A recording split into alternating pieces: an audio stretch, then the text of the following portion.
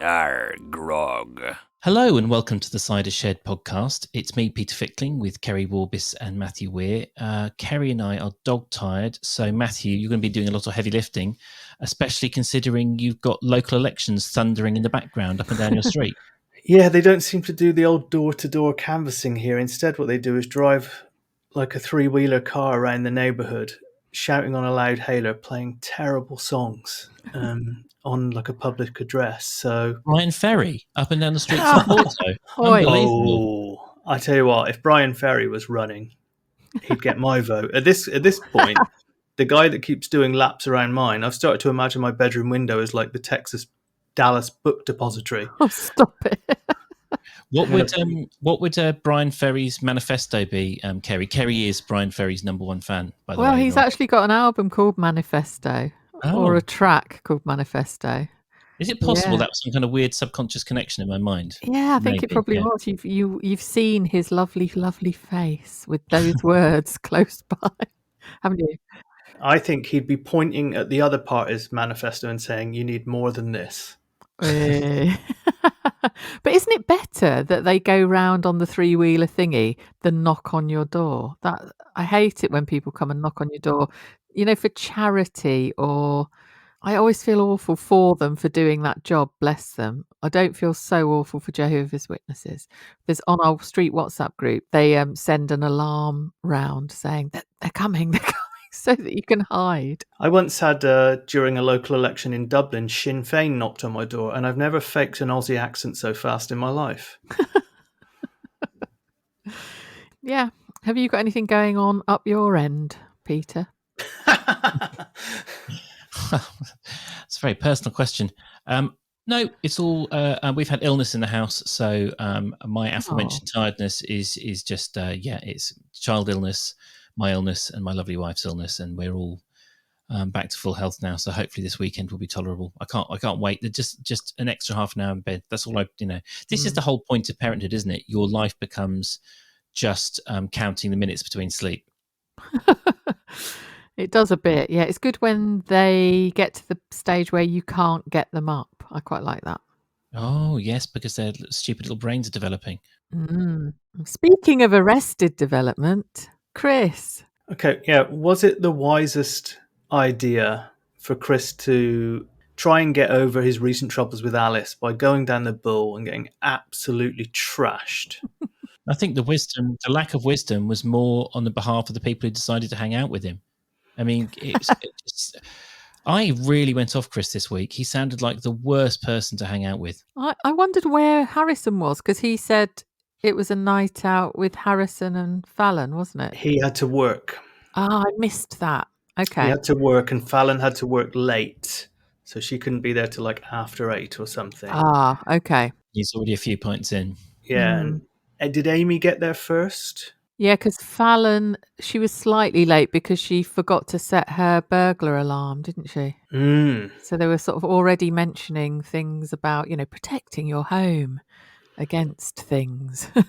Getting us emotionally in the right place. It's horrible, that thing as well, isn't it? Where you've got someone who's so clearly on a mission to get tanked, and his friends are like, no, just a coffee. Or Fallon was already giving out about the fact that he'd given her a large Pinot Grigio rather than a medium one. Chris's pronunciation of Pinot Grigio, by the way, completely on point. Because he kind of said, oh, that's so I don't have to keep going back to and fro to the bar or something, didn't he? Like, no, you could tell he was on one straight away. I used to do that when I was drinking. I would go up to the bar and I'd order 2 pints, and they'd be like, oh, you're on your own. I'd be like, yeah, don't worry. That first one will not be hanging around long. Yeah. So, yeah. What did you reckon to his scrambled egg option of hangover cure? I'm down with that. Probably one of the quickest things you can rustle up. And I mean, Alice said that was what she used to swear by as a hangover cure, because it was the only thing she could face. Yeah. I mean, it just seems naive of the scriptwriters. It's a bacon sandwich and then the only choice is whether you have brown or red sauce on there. Is that not right? No, that's wrong as well. Is it? Pure grease on your bacon sandwich for me. I never ever have sauce on my bacon sandwich, but I wouldn't have that as a hangover cure. It would be a full English, the whole lot, I think. And with the beans in a separate pot. yeah, definitely. Or no beans, Yeah, actually. absolutely no beans for Yeah, me. me too. Can't Preferable. Slight segue. I saw something on TikTok today that I feel will really appeal to both of you. It was called a colonial skillet. Have you heard of that? No. So What are you doing on TikTok, Peter? I'm a trendy young, Peter's like one of kid. 3 people I know on TikTok. He's down with the kids. I've managed to train TikTok to stop showing me sexy women writhing, which has been taking quite a while. You've trained it. Well, by boringly, because the way the algorithm works is it tracks how much of a video you watch and which ones you watch, obviously. So because I'm so relentlessly watching videos of people cooking and doing DIY, it says like, oh, he really doesn't want to look at sexy young women. Let's give him the cooking stuff. So colonial skillet. Imagine so it's a rectangular space with 2 square spaces next to it. You cook the bacon in the rectangular space, and then you can tip the skillet to pour the grease into the 2 I know what you're talking. I know exactly what you're talking about. Yes, I've seen this. So basically, you have the bacon cooking, crisping for the last bit, without the grease, and then you've got the eggs cooking perfectly in the little 2 pockets of grease. I was 100% sold on it, and immediately started doing a deep dive into Twitter to see how I could get one. Nice, the colonial hangover skillet. Yeah, I shall do some research and see if I can find an appropriately priced one on Amazon to put a link into the show, so people can see what I'm talking about. Yeah. That's the kind of quality content you get. So, going back to Chris being arseholed and what he used to get over it, what did you think, just to jump forward quickly a little bit, the idea that, Amy said, will Alice be there? Oh, you're going out to get trashed in the Bull. Is Alice coming along? It just seemed very strange, all of that. Well, is it because Amy does fancy him and she was scoping that out, that situation? Ooh, very controversial, isn't it? Amy fancying Chris. Yeah. Why is it controversial? It just seems to be upsetting a lot of people on Twitter. I don't know if it's just... I don't know. It's the vicar's daughter, maybe. The fact that Alice seems to, until things that we will talk about later, Alice seemed to still be very much in the picture. Do vicar's daughters not have genitals? No, I think they do. They do. Okay. Let me just check. Yeah. Yes, they do. Amy, I don't want to really go in hard on the actress, but there's something quite robotic. Remember your audience about her, isn't there? And there's that bit where she was saying with Fallon about living with her parents, it's character building. And I was like, yeah, please. Let anything be character building with Amy, because she's just so drab since she's come back. Her and Chris have had the same conversation about 3 times. Yeah, she is boring. Well, the scriptwriters have to jump through hoops every now and again to get kind of young blood into the village, so that they can keep all these people pairing off in kind of credible relationships. So they brought Beth in via Vince Casey, and they've also brought Amy back, which is entirely logical. And they've made them heart-stoppingly dull. It's quite an achievement to make these 2 young women so boring. At the expense of who as well? We've lost Rory. True, yeah. Yeah, and didn't you think Amy and Fallon sounded quite similar as well? When they were chatting together, the 2 of them, it was like it was one person sort of talking to themselves for a bit. I know Fallon's got a slight bit of a Cadbury's caramel twang about her, but... Oh, stop it, Kerry. What a Cadbury's caramel twang. That's going to enter the Urban Dictionary. Might have one of those straight after the show. Oh, I don't know. They just sounded quite similar to me. I got told off for saying it on Twitter, so I'm probably wrong. I think it was that register of the fact that they were talking slightly loudly in the pub, wasn't it? Even though it's the Bull. But there was they alluded to it later. They had to walk Chris home, didn't they? I was quite curious when he was snoring. Do you think he snores and then the actor snores and then they add that track afterwards? Or does he just have to sit there pretending to snore while they talk over him? Or do they use a stock sound of a snore? I think it was definitely Chris. It was definitely our Chris snoring. We're experts. After producing our incredible audio plays for Kerry last week. We know all of the tips and tricks for these kind of highfalutin productions. Yeah, that's true. And what did he do to Cecil Jackson, do you think? We found out through when Brian mentioned to Jennifer tonight that he bumped into a guy at Farm Supplies who gave him all the dirt. Yeah, what was it? Apparently I thought initially he tried to snog Cecil, which apparently it wasn't. Oh. He put his arm around him and made some comment about him, because it was mentioned in the past that on the night, I think that Cecil's a bit of a tight arse, isn't he? Doesn't like parting with his money. So I think apparently Chris said something like, cheers to Cecil, the man with the smallest wallet. The smallest wallet and the tightest. No, not the tightest. The largest marrow. Oh God, he's got a large marrow. Apparently, and then apparently, Chris won best award for collage on a cribbage board.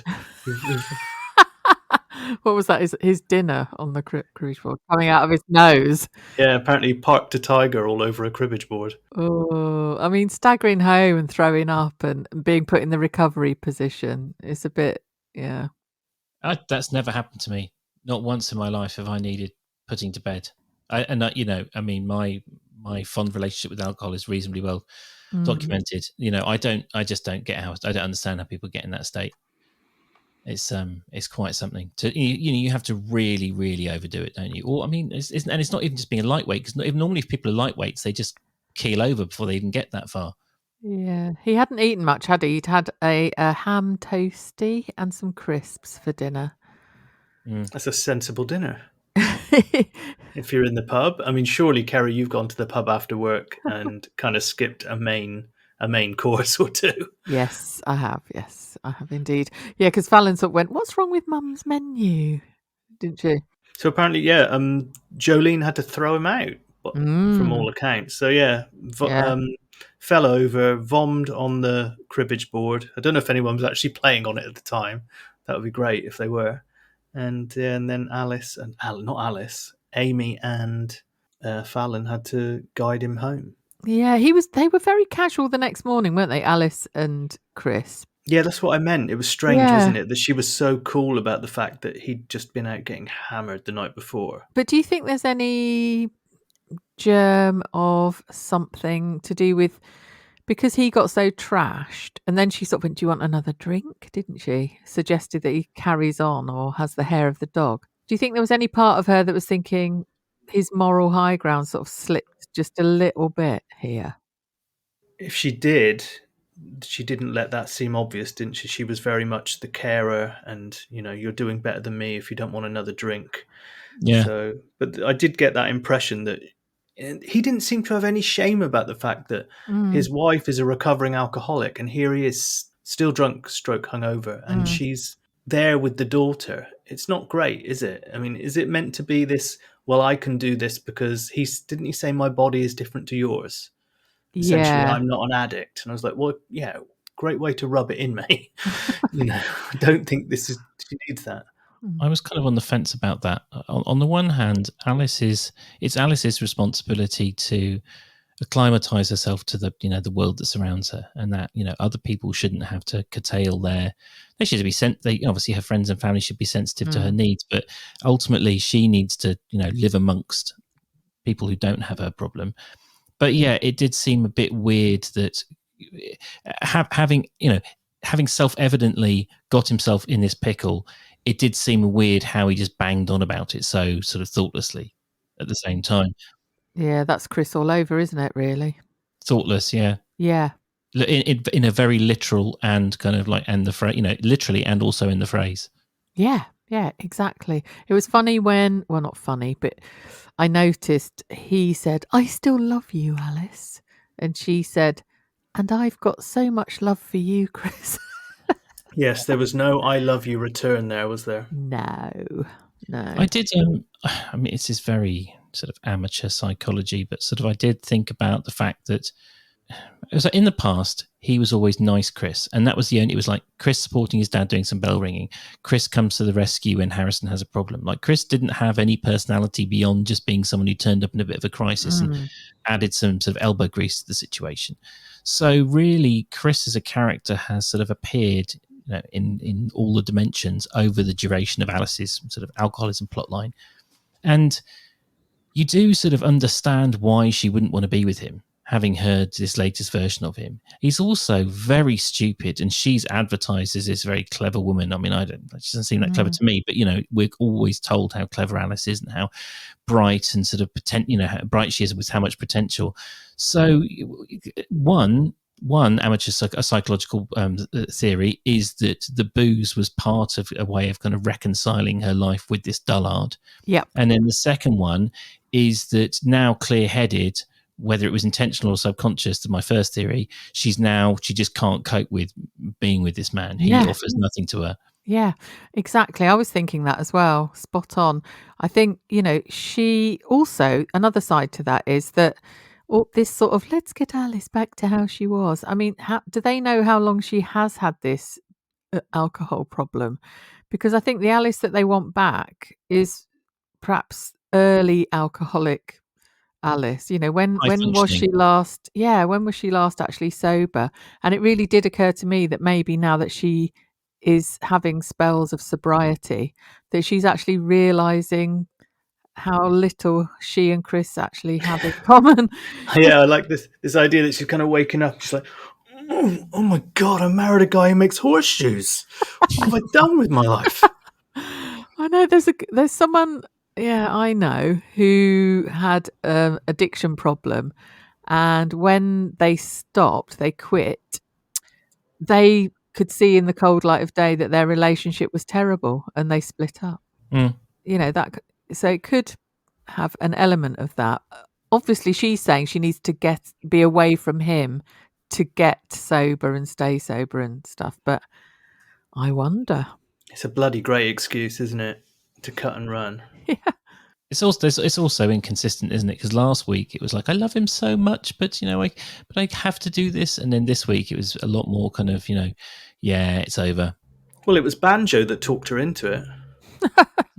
I don't remember this. Was there some scene where she was being wistful on Banjo a few weeks ago? She came back because she went to the stables and she asked if she could get Banjo out for one last time before she was sold. And then Shula assumed, I thought you'd want to ride her. So she went off for a ride. And when she came back, she went, he's a great listener. He never criticizes. And she said, I suddenly thought clearly and alive. And she said something to the effect of like she managed to resolve something in her head when she was out with Banjo.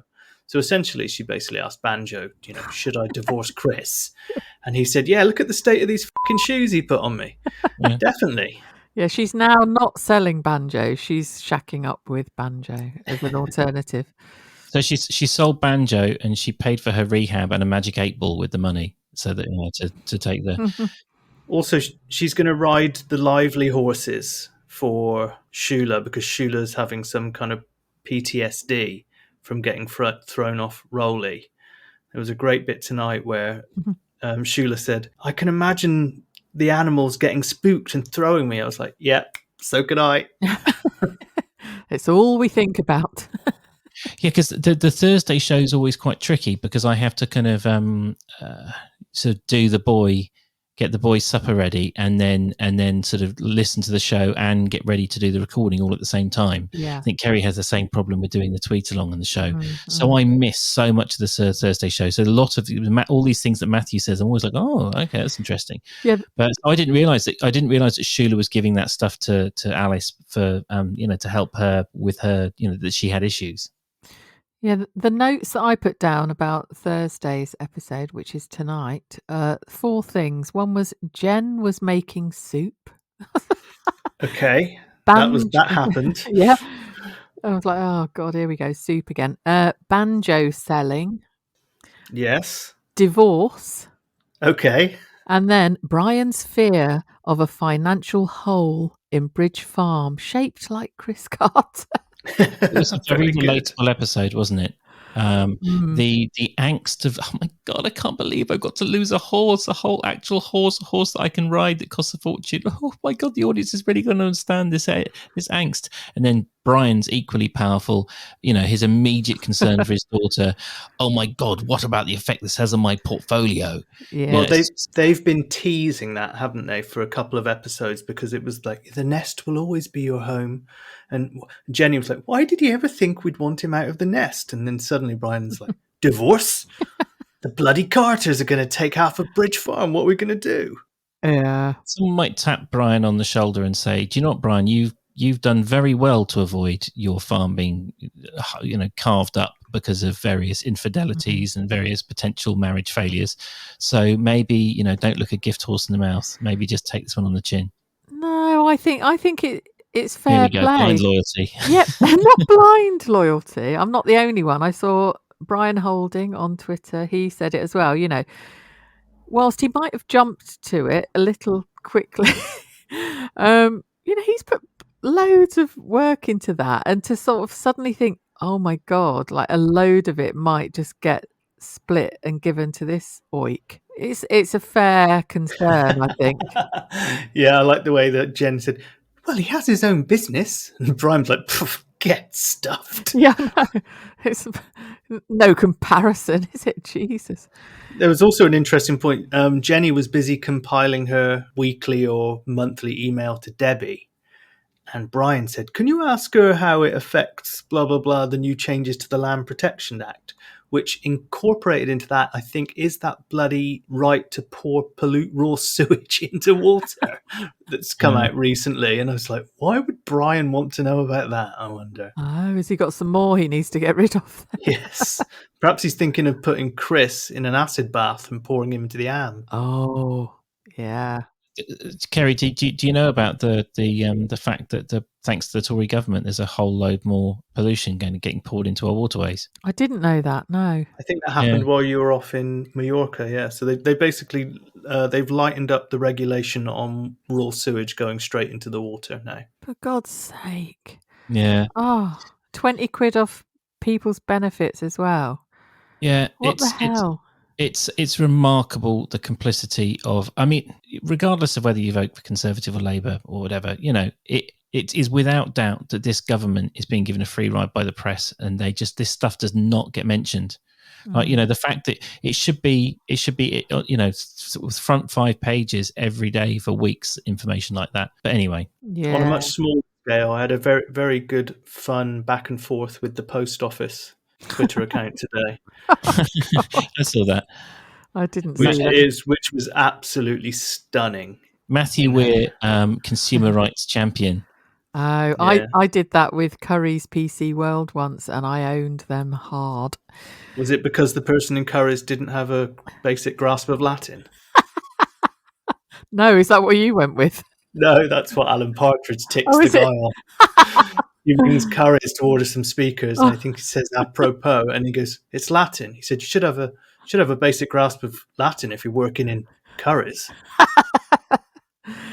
Speaking of politics, I've got Keir Starmer coming round my end next week. Is he coming in a car with a loud hailer on top? Yes, he is. You might be able to hear him next week's recording. Right. He's canvassing Brighton. No, Labour Party conference is in Brighton. Oh, of course. Stupid me. Yeah, of course. Yeah. Okay, we'll make him welcome. I will. He might not be everyone's cup of tea, but he seems like a decent man. He's pretty invisible on my radar, to be honest. But yeah, mine too. Might be my fault. No, I don't think it's your fault, Kerry. Well, I mean, Chris Carter, I hope will soon be invisible on my radar. I'm absolutely sick to death of him. Do you think that one or the... I don't think Chris is going anywhere. Do you think this is Alice's cue to vanish? Please, I hope she will. Please, please, please vanish. Everyone's heard me say this before. I'm done. I'm done with this plot line. It's got to finish. They keep on adding extra layers to it. I mean, they keep on forgetting that it's not real life. It's a silly soap opera. They can just move on. Anyway, sorry. She seems to be sort of having a rare old time with Martha and stuff. I don't think she can. She did say no, but I don't think she's going to disappear. Is what I mean. She said, I'm determined for Martha to have a proper mother or something along those lines, as if she's going to do her best. It's at least 10 years before. I mean, like proper mother. I mean, just like wipe its arse, make sure it's fed. So what you need to do for the first couple of years, smile at it a bit. I mean, it's not that difficult. Sorry. Poor Cyrus. When's your book coming out, Peter? Parenting the Jaded Way. Yeah. Tattoo its name on its forehead. I think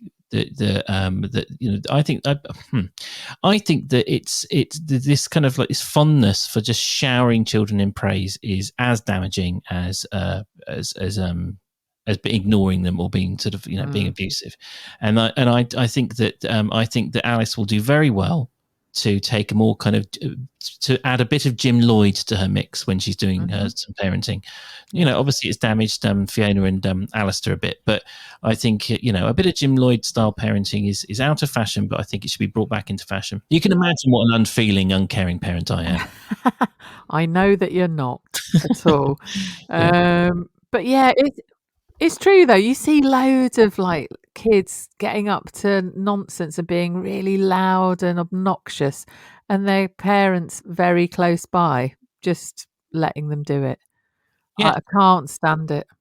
Running around pubs is a bit of a bugbear of mine. Yeah, just being awful, annoying. Like, can you not hear your own child? Is there some sort of deafness selectively about people's own kids when they're being horrible? Yeah, I mean, I haven't had a drink in 16 months, and I did say last week that potentially for something as special as a Matthew, Kerry, and Peter first ever meetup, I might tip a couple down my throat, but. That's a separate. I mean, in America, where I used to live, the kids are not allowed in pubs and bars. Just not allowed in them. Like I remember one of my friends who's a barman getting uncharacteristically stroppy because a friend snuck his baby in, and he was like, "Look, you're risking it." He got really angry about it because of just like implications for him. But like, I sort of like, it's really selfish to just sort of use the rest of the pub's unpaid babysitters for you. Yeah. And mates of mine used to work in a very posh pub that used to, it's like rammed with shit-faced kind of like yummy mummies and whatever. What's the dad equivalent of a yummy mummy? A dishy filth. Yeah. Some gout-filled rugby wearing prick. Dilf, yeah. Filth. So Dilfs and MILFs filling up the pub all drunk on a Sunday afternoon with the excuse of a football match to kind of like keep them there for several hours. And they're doing things like pushing dirty nappies down the back of the, benches and stuff. It's just unbearable. God. Yeah, at least throw it in the TV screen when the other team scores. When Chelsea scores, yes, throw the feces filled nappy at the screen. Hey, West Ham did all right, didn't they, Peter? Well done. Well, we've had this conversation. I mean, we've had this conversation on WhatsApp several times. My problem is when it comes to criticising Chelsea, is my team, West Ham, are just as bad. So I don't feel like I'm on a moral high ground when I'm kind of criticising. Kerry's teams, Brighton and Arsenal, are likeable, kind of more morally secure teams, I feel. You mean they're funny? Yeah, they're they bloody lovely. Brighton are doing very well. Oh, I mean, and Graham Potter is an absolutely beautiful man. I love that man.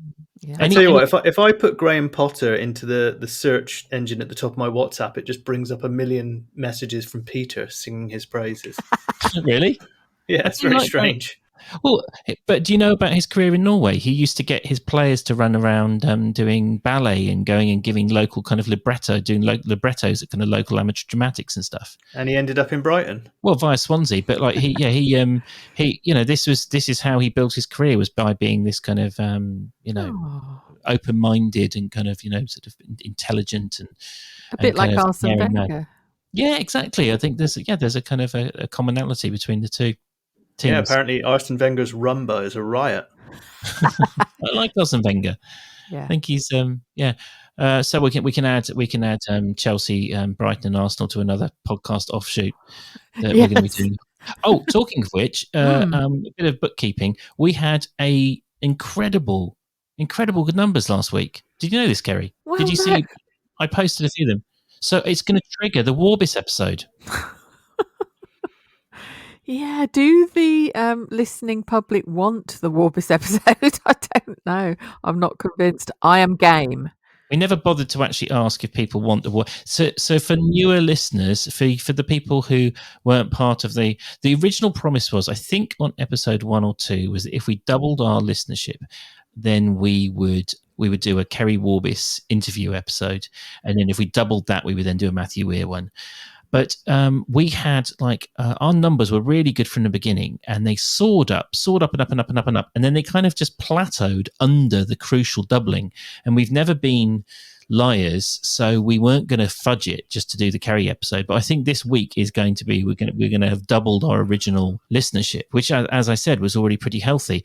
Yeah. So if you do want to pick at the scabs of Kerry's biography, find out when did she first become a lamb addict, why Brian Ferry, why Brian's in general, where does dipsomania end and Alistum begin, all these sort of things. No, Kerry, these questions need asking, and you will have the right of reply. I have it on good authority that there's a chap in Porto, possibly Lisbon, called Matthew Wire, who has several probing questions for Kerry. I have said, it's on the record, that I'll answer anything. So just go for it. I just think no one will bother to ask anything. So, Well, I'm laying down my pork scratching ridden gauntlet. Yeah, I mean, the thing about this as well, it's almost like Jurassic Park, isn't it? We thought for so long about whether we could have this episode. We haven't thought about whether we should. Yeah, exactly. Exactly. Yeah, maybe we should field some feedback from people. Let us know what you think out there, or just send in some questions. At worst, we can downgrade it to a kind of 5-minute tack on at the end where Matthew and I just kind of ask you some deeply personal questions and see if we can get you to crack. Okay. Will there be a general knowledge round? Yeah. That would throw be some of that in as well. If we do a full episode, let's definitely have a Kerry gives us some questions. Who knows Warbis better competition, me and Matthew. Or we could do one of those quotes quizzes where you have to say, was it Graham Potter or Idi Amin? Well, we're definitely not having a hilarious birthday-based section. Richard Osman can keep that. Oh God, I caught that this week. The tail end of it, and within about 5 seconds, someone went, "Ooh, that's interesting." Told you. Bloody warned me about this. I that cannot continue. It's got to be panned and binned and other similar words, I think. Yeah. Just like Tony's crumble. Yeah. Tony was. I was having a laugh today because Tony was obviously securing Helen's house against the potential invasion from Rob Titchener, and I was imagining him installing about 1,200 1 in 20th scale locks up and down the door, all with the individual tiny keys to match. He can only work in these tiny kind of tiny scales. That is brilliant. That was had me laughing when I was in the co-op. I was a bit disturbed with the beginning of Monday's episode because it was just Tony going, I didn't think it was physically possible, Pat. I know. Yeah, that was worrying, wasn't it? It's like, what's he done with the Earl of St. Germans? Yeah. Got it right up, he did. Blackberry crumble with cinnamon, though. Yuck. Yeah, it's apple crumble with cinnamon, isn't it? He's an absolute savage. Yeah, it was clear that he'd made a faux pas, hadn't he? Because later Pat was wincing when he was trying to bring it to the harvest supper. Who has those, by the way? Not me, knowingly. No. I've always wanted to have a go on one of those fancy loaves of bread baked into the shape of a corn sheath. Oh, the Harvest Festival type thing. Yeah. When you say you've always wanted to have a go on one, what do you mean? Not American Pie style, Matthew. Okay. No. Not fresh out of the oven. I don't want to, Charlotte comes home early from work and I'm there balls deep in a wheat sheaf. No, that's not what we're talking about. No, I just mean that I'm sort of, you see them as a kid and they're so alluring and so kind of shiny and you just want to feel them, but you're not allowed to. You're not allowed nowhere near them. Yeah. Are they edible? What do they feel like? I always suspected they were just plastic when they were in the kind of the bay windows of the church and stuff like that. Yeah, because they were very shiny, weren't they? As if they were varnished almost, even though they were meant to be bread. Were they really Yes. bread? Who made them? How do you make them? Yeah, sorry. Imagine having to walk past security and the suicide nets to do a 14-hour shift in a Chinese factory making plastic wheat sheaths for the Church of England community in England. Yeah, for David and Ruth. Yeah, exactly. I mean, that is, at least with a pair of trainers, you can imagine someone kind of like, what's the Nike Just do slogan? it. Just doing it. Yeah, but We see the same for you and the harvest loaf, Peter. Oh. He's just shouting, "Just do it! Just do it!" I'm not going to do sex talk with my wheat sheath. It just would be, I'm going to treat it with respect, wine it and dine it. Community, but anyway, Yes. enough about me having sex with bread. So they're obviously like, so you've got the calm domestic situation. They have the space and energy to kind of like lightly bicker about silly things like cinnamon in crumbles, and then slowly the deep shadow of Rob Titchener is cast over their respective communities. Yes. I really want him to come back. That's one thing. Kill. Yeah, shake things up a bit. And secondly, I think they're really massively overreacting. All that's happened is there's a footprint. A man has been seen in the street doing nothing, and a gate clanged. Yeah, the gate was left open though, and Lee is fairly sure a dog wouldn't be able to open it. I tell you what, have you noticed there's been this complete imbalance? Like the butterfly flaps its wings. Since we have warmed to Lee, they've all started trashing him on the archers. Like Joy really went in on him today, calling him cack-handed. And is that politically correct, cack-handed? That was something I thought today. Yeah, I don't know. That's one for the Twitter sphere, but Joy used it. I mean, she described him as that, cack-handed, and then Tony said he's not much of a mechanic. Joyce mentioned, yeah, he'll be able to protect Helen as long as it doesn't involve drilling holes in walls. It's like, well, it's not likely to, really, is it? I don't think. No, unless it's kind of like some Saw type ending where like Rob is in between the drill and the wall. Because, of course, Tony did bring round some kind of disc thing for the drill, didn't he? That had a standard shank. I liked that term. I thought you would like that. Yeah. It's just a standard shank tonight. There was also that moment where they had the heart-to-heart, and Tony rang him to tell him the story of, well, Johnny was doing it, and then it took ages for him to get there. Johnny's been helping out with flyers because Tom never gets much custom from the Beechwood estate. And Lee was like, Tony, what the fuck are you talking about? Is Rob here or not? And then at the end, he was like, he was in your garden. And then there was that moment where Lee was like, I'm way ahead of you, Tony. I was like, he was going to say, I'm going to paint an even bigger spider on the wall. Yeah, that was a good bit. Can I just take a moment to apologise to Matthew's mother for that F-bomb? I know that she finds her son's swearing very offensive and quite difficult to deal with. So sorry about that, Mrs. Matthew. Anyway, sorry. Yeah, sorry, Mum, if you're listening. Yeah, we did actually manage a couple of weeks without any swearing. Yeah, you said effing at one point, Peter, which is worse. Is it? You think just have the courage of your convictions and go in there with the effing and the jeffing? Is it all right to say effing and jeffing? Absolutely. I mean, I did the edit last week. I only had to bleep twice, and they were both Kerry, I think. Oh God! Right at the off, Kerry swore, and she also said "fuck you both" at the end of our trailer. Sorry, I said bastard as well, and that wasn't beeped out. Is that a lower level thing? I think it's a lower level. It's fine, isn't it? Yeah. But like going back to the Archers and Lee saying there's definitely something going on. What is there definitely? How what do you guys think? Isn't that the script writers talking to us through Lee? I mean, a bit. Do you not think? They're saying that, by having Lee say it so certainly, it kind of gives us permission to buy into the intrigue and to buy into the idea that it's not, it's not something inconsequential. Or it's just showing us that Lee is super protective and wants to do his very best, utmost to protect our Helen. The very fact that the R word has been used so many times already now makes me think it's not Rob.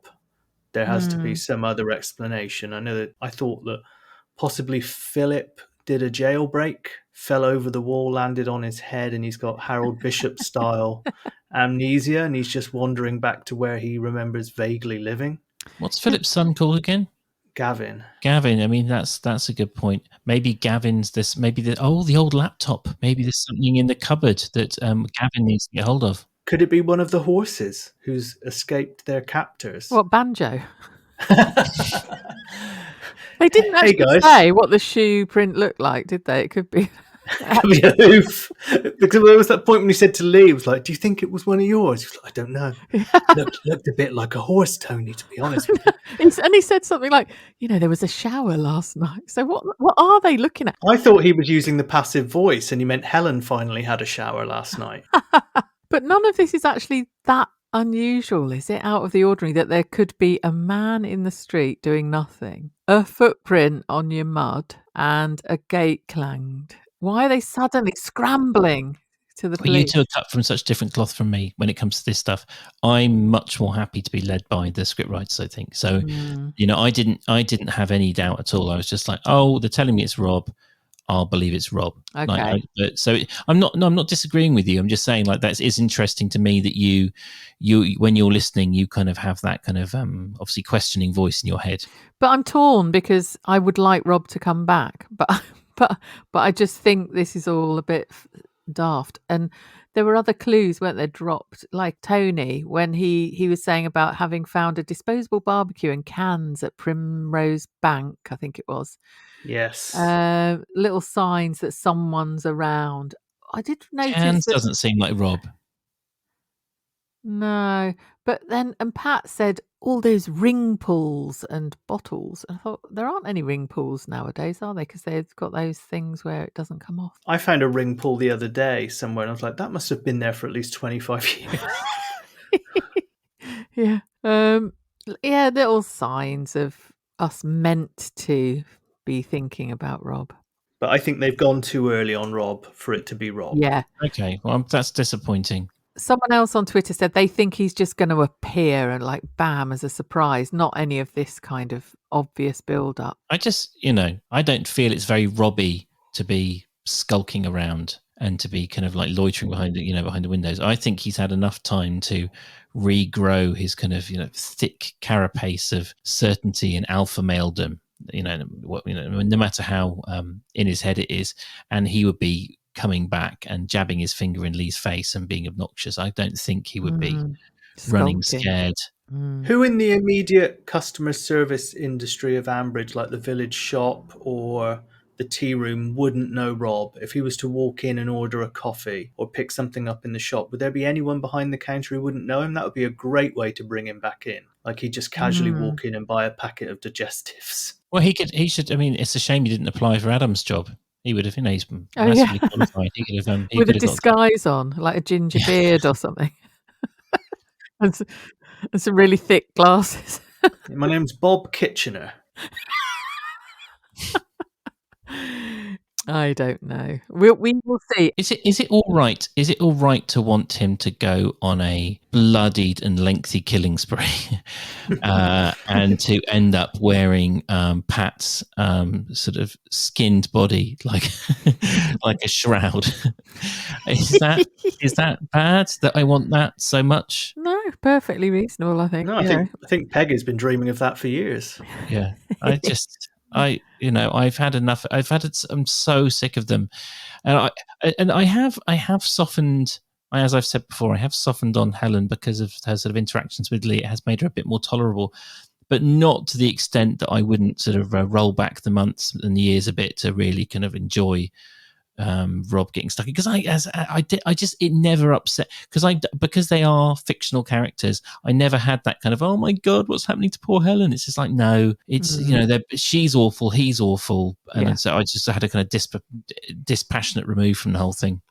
Yeah, she was awful before all of that happened. Yeah, definitely. And also terrible things can happen to terrible people. Not nearly enough. True. True, but I mean, it's sort of, when these awful bombs got dropped on the many cities, around the world, Dresden, Hiroshima, etc. I mean, some bad people died. as well, not just good people. I'm not celebrating any of the deaths, but you know what I mean. It's not a the fact that Helen had some very bad things happen to her doesn't mean that she's not a dreadful human being. Yeah. I feel like I've just invited a Roseland style hail of corrective. Peter's just tried to a hot take on the carpet bombing of Dresden and Hiroshima. It was almost worth it because some bad people. Because some guy that was like evading tax was incinerated. Yeah, okay, that's not what I said. Within the large majority of people who did not deserve Bomber Harris's vicious and completely unnecessary attacks, You're backpedaling now, bread fucker. Oh yeah, I am backpedaling. I am massively backpedaling because I just want to make it quite clear to the people of Hiroshima and Dresden, I do not celebrate your pain. I tell you what, Peter, after this, a lawsuit from Enya is going to feel like a fucking walk in the park. Yeah, what have you done? I did listen back to that, and I don't, I don't think we said anything that is truly libelous. No, you were very gentle about her, weren't you? The worst thing we said was that she was a 40-stone poo-storing recluse. She did apparently get quite litigious with the Fugees over a sample, but I don't think we're in that territory. Why did they say something about scones as well? After the show, I did listen to Enya this week, just to sort of remind myself of what she did, and that won't be happening again for a while. Sail away, sail away, sail away. Oh, there we go. Yeah, hang on, Enya joins us right now. Enya, yes. Surprise guest, Peter. Yeah, well, okay, Kerry. That's one thing. Is we're going to need your scone recipe on the on the special. We've so Rob coming back. Is there any more that we need to say about that? No. Are any of our basically it's all so vague, isn't it? None of us have anything. If you have to sum up this week, it was all very kind of transitional. It was all moving things on. There was nothing kind of particularly concrete or kind of like meaningful. It was all sort of tidying up some loose ends. Yeah, Poppy won that plate with a monkey on it thing, didn't she? For old. Oh my god! Yeah. Best monkey on a plate. Yeah, the annual cup for that, in memory of Joe, wasn't it? I think Jennifer did quite well there, to be honest. Bless her.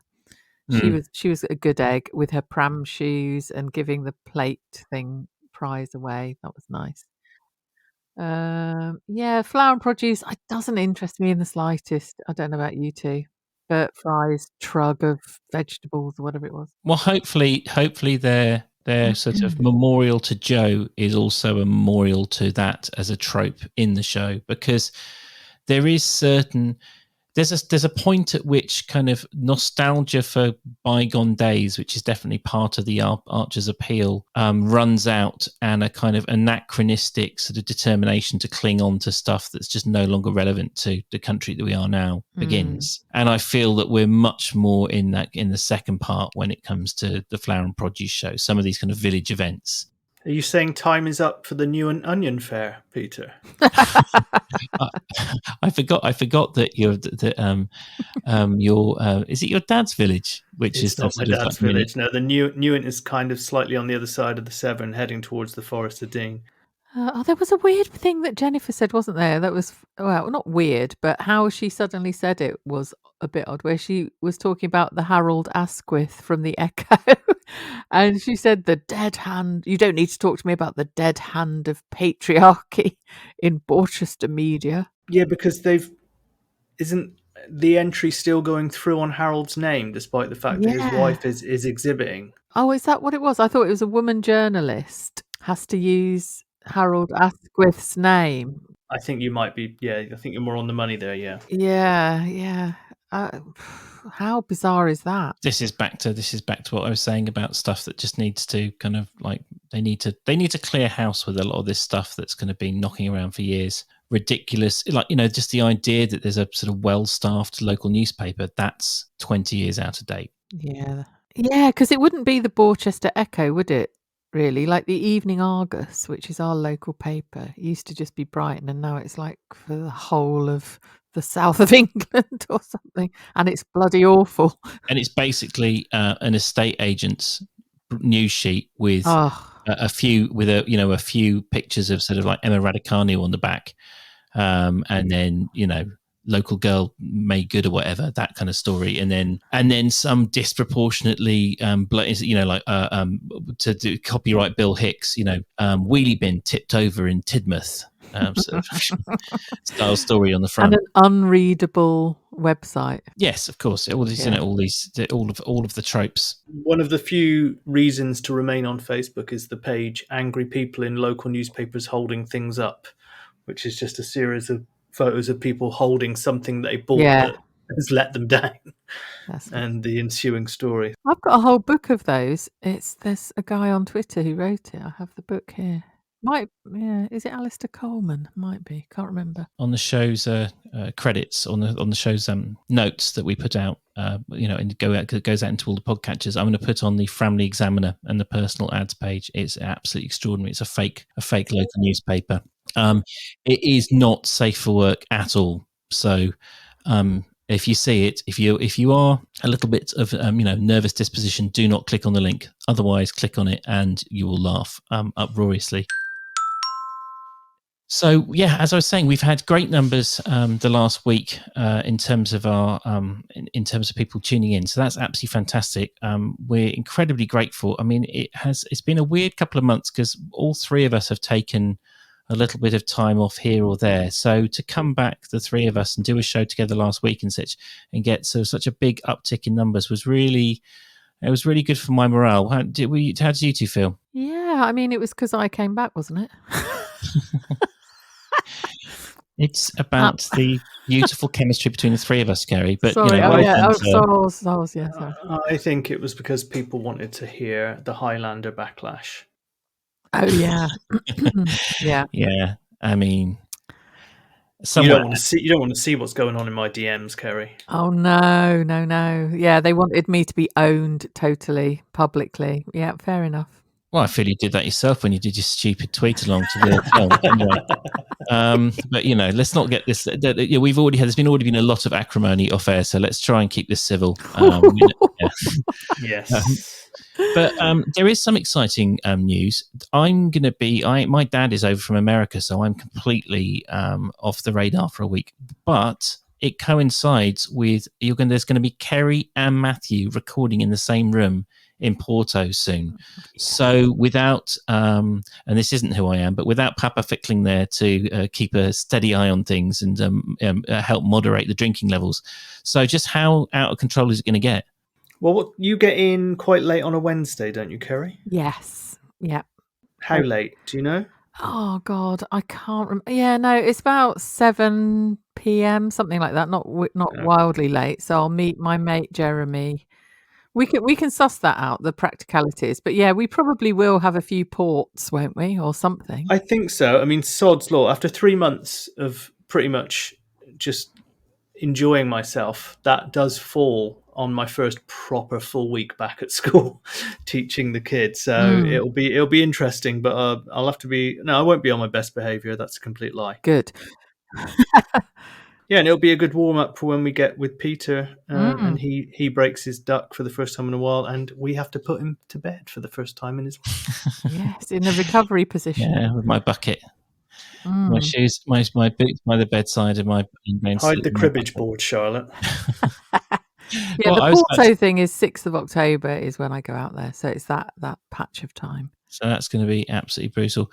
So if you want to get questions in for first of all, do you want a Warbis episode? Secondly, please get questions in for the Warbis episode. And you can do that by emailing us at hello@thecidershed.com. And then on Twitter, it's at the Cider Shed Pod. So you can either tweet us or DM that account. And it's me generally speaking on there. So yeah, I won't delete any that you send in that I've deemed to be inappropriate. So anything is welcome. And Matthew, if people want to ping us on the Instagram and the Facebook, they go to... Well, if they want to ping us on Instagram, it's the same as Twitter. It's at the Cider Shed Pod. And on Facebook, Ever the Hypocrite. It's not the only good thing, Angry People in Local Newspapers. There's also the Cider Shed Podcast, which is a group that you can join on Facebook.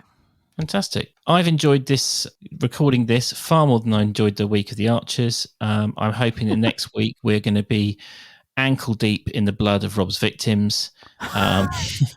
But unfortunately, I think you guys might be right that they're selling us a bit of a pup. You've convinced me. Yeah, we shall see. Although someone did put on Twitter tonight, spoiler, I don't know what they've seen, but that they said that someone, Helen maybe, is going to get pinged an image from the security camera. And it's something to do with Kirsty getting the shock of her life, apparently, or something like that. So maybe it is. Maybe my Gavin theory is the correct one. Could be. Or it's one of the lads, I think, one of the horses. And thank God if Kirsty's back in it, because I haven't done my Sean Dyche impression in a long time. Yeah. Oh God, we're going to get an even bigger uptick in listeners next week. If I mean, at this point, Peter, you're co-hosting with Enya and Sean Dyche. Any man who'll have sex with bread will definitely lower himself to that. I mean, I'm a complete whore, so yeah, I'll do anything.